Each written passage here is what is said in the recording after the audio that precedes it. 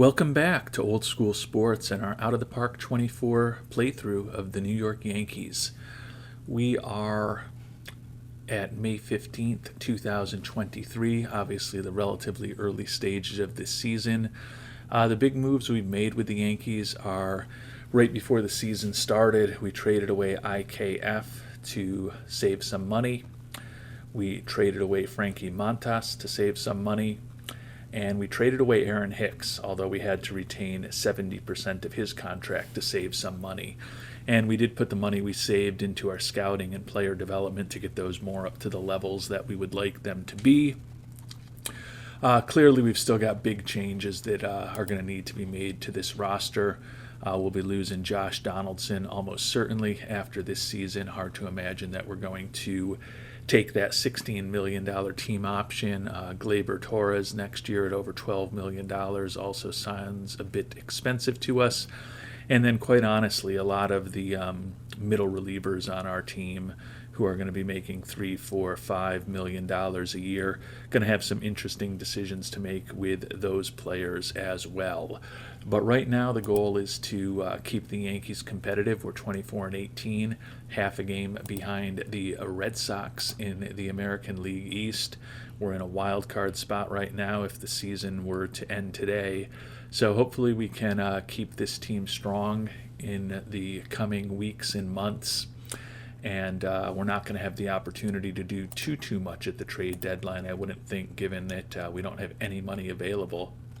But hopefully if there is a deal or two that needs to be made, we will figure out a way to perhaps get rid of some of those middle relievers, perhaps making a little bit of money if we can package them in a contract to bring on some talent that makes us better.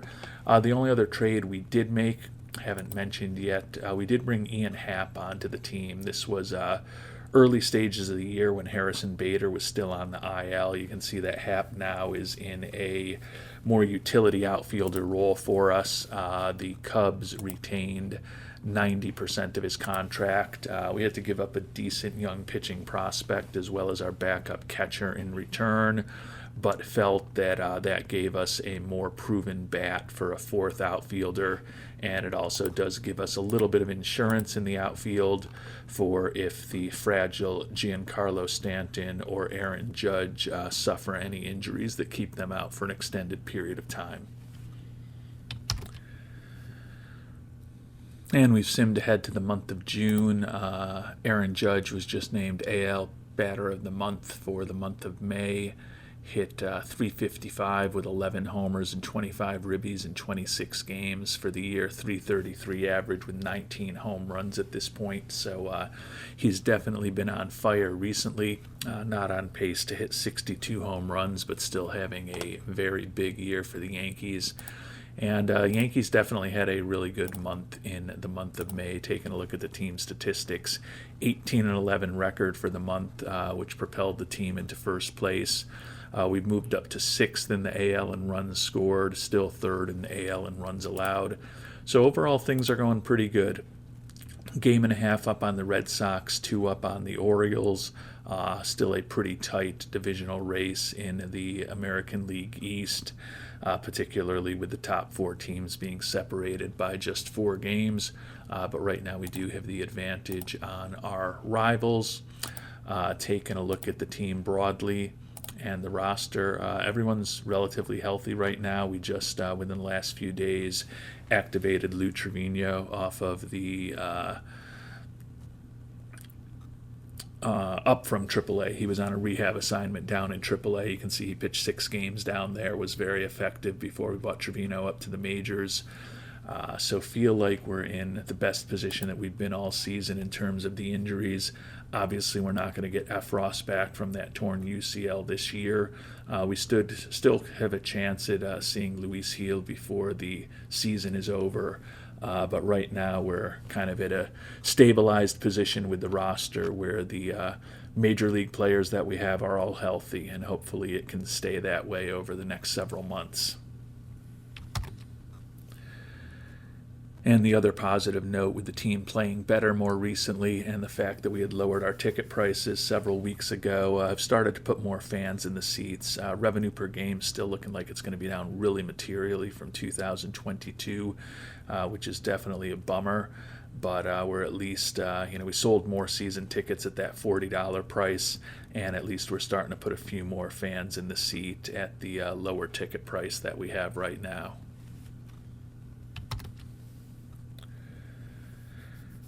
And we simmed forward about another week, and the Yankees off to a good start in June with a 4-1 record in the month, so we are still in first place. The bad news is that we have our first serious new injury of the season. The young shortstop, Oswald Peraza, torn ab. He's going to be out for about 2 months, so that is a pretty significant injury, given that he had been pretty effective for us. 266 average, 9 homers, 20 ribbies, 2.1 WAR on the season. An above-average player as far as his OPS plus and his WRC plus, and certainly competent defensively at shortstop.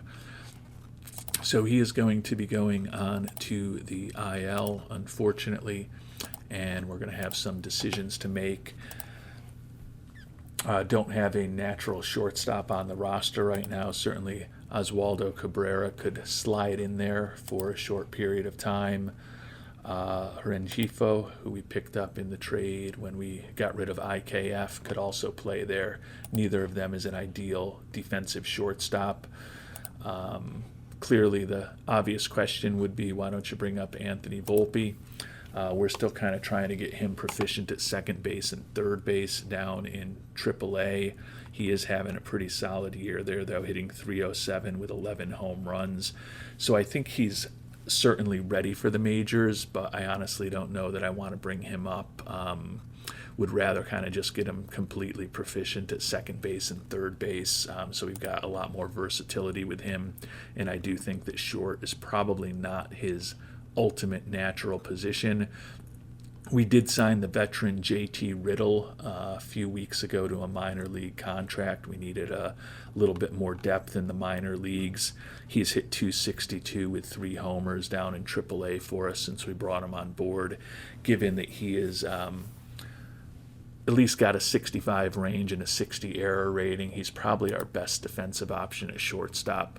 So we're going to actually just promote Riddle right now, bring him up to the big club, and still we'll try to get Oswaldo Cabrera some more consistent playing time.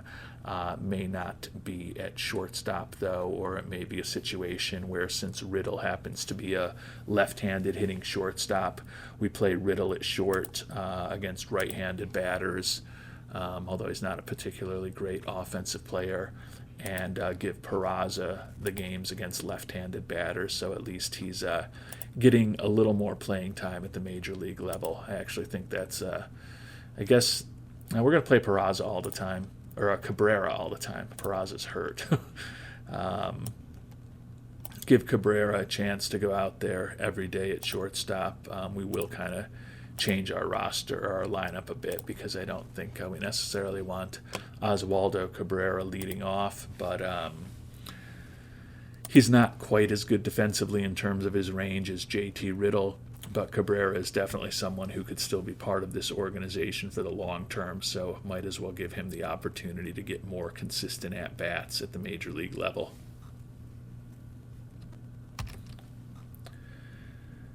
And Aaron Judge has remained on absolute fire in the month of June. Just completed a 7-game home run streak, 11-game ribby streak, and an 11-game run streak. He's won Player of the Week back-to-back weeks. Unfortunately, Oswaldo Cabrera now going to be out 5 to 6 weeks, so we continue to have some issues with our infielders and their health. But overall, the season's still going reasonably well. The Red Sox have been playing real good baseball lately, so they are right in the mix with us. But apparently Mr. Steinbrenner is expecting more than a 48-33 record at us at the midway point of the season. He is pleased with our upgraded Oswald Peraza, ecstatic with our progress towards goals, not quite as happy with our overall history on and off the field. top 100 prospect list. Volpe still listed at number 6. He was just banged up last time I saw, but looks like he's healthy now, so that's good. Minor injury for him. So we are going to be down another infielder, so maybe it will be time to let Mr. Volpe make his debut when we figure out what to do with Cabrera. Riddle has been our backup shortstop. You can see he's only played 3 games, 1 for 6. So Cabrera was definitely getting the majority of the playing time since Peraza went down with that injury. And I think that it is time here on June 30th for Anthony Volpe to make his major league debut. We're not going to be forced starting him at second base at the major league level. Honestly, right now we are going to be forced starting him at shortstop at the major league level to ensure that he gets the playing time over Mr. JT Riddle. And Volpe had been hitting .298 with 12 homers, 13 doubles, and 218 at-bats down in AAA. Certainly looks like while the bat is not completely developed, I think he is pretty close to ready to play at the major league level. So we'll see what he can do at short. He's close to fully developed as far as his proficiency at playing second base and third base. Would love it if he was fully developed at those levels, but his performance over the coming weeks and the potential healing of Cabrera and Peraza from their injuries is going to determine how long he stays up with the big club, whether he still has another trip or two back down to AAA in his future, or whether he's going to be a major leaguer for maybe the next 15 or 20 years. And definitely not shocking after his monster month that Judge AL Top Batter of the Month for June also. 362, 15 homers, and 29 ribbies, and now on the year, 343 average with 34 homers and 70 ribbies. So had been talking earlier about him not being on pace for a 62 homer season. Certainly looking like he could flirt with history again this year. Obviously he's going to need to stay hot through the summer months, but certainly has put up a very impressive season as the calendar turns to July. Quick look at the team stats, and still only tied for 8th in the American League in runs scored, so not generating a ton of offense. We've fallen back to 4th in runs allowed. The only thing we're real good at is hitting home runs, first in the American League in that category. But team is playing well. Our winning percentage has increased every month, won 2/3 of the games we played in June. Taking a look at the standings, we're now up 2.5 on the Red Sox, with us being 7-3 in our last 10, them being 3-7, and the Red Sox are up 4.5 for a wild card. So we're up 7 on just making a wild card at this point. So clearly the goal is to win the American League East, but at this point, with 80 games left in the season, a lot of baseball to play, but certainly feeling fairly confident right now that if the Yankees remain healthy, they will be playing postseason October baseball in a few months here in 2023. And yesterday, Anthony Rizzo hit the 300th homer of his career, hitting .244 this year with 17 homers, 44 ribbies, and 303 at-bats. So has been reasonably productive, as his time in New York definitely seems to be rejuvenating his career a bit at this point. Certainly a left-handed bat in Yankee Stadium is always an asset.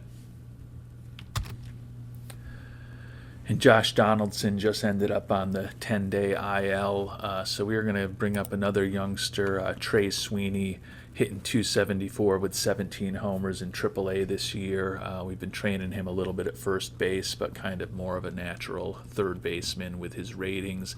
Doesn't have a gun over there, but he can certainly play the position at a proficient level. So we will bring him up and continue this youth movement among these young Yankees. We're going to throw him right into the starting lineup at third base. Feel we would rather see what the likes of Mr. Sweeney and Mr. Volpe can do at the major league level with regular playing time, rather than the veterans that we have on the team like JT Riddle, Luis Rengifo. Keep those guys in more of utility roles and give the playing time to the youngsters. And the injuries continue. DJ LeMahieu has been suffering from a finger blister for several days now, and hopefully will be ready in a week or two. This is the type of thing that I would like to manage myself. Unfortunately, with Aaron Boone as my manager, he has been insistent that he is in charge of team strategy, so that takes me out of being able to sit a player for a few days to get them healthy. So unfortunately, what I think I'm going to need to do is send LeMahieu to the 10-day IL just when we've got the All-Star game coming up here shortly. So probably will only miss 5 or 6 games when all is said and done. That'll give us a chance to maybe give Glaber a little bit of playing time, or quite honestly, since Glaber's still in the lineup at DH, maybe we do now play JT Riddle at shortstop, given that I think his glove is a little bit better than Anthony Volpe's. It's really a little better range, a little better arm. Let Volpe get a little playing time at second base. That's probably what we do, but we obviously will need another body from the minor leagues to help us out while the walking wounded on the Yankees continue to build up, particularly in the infield with starting shortstop, starting second baseman, starting third baseman, and actually the real starting shortstop in Peraza all on the IL right now. And the All-Star voting is now complete. No surprise that Aaron Judge, not only the starting right fielder, but received more All-Star votes than anybody. Taking a look at the rosters more broadly, Nestor Cortez from our starting rotation, 6-4 with a 3.09 ERA, is a 2023 All-Star.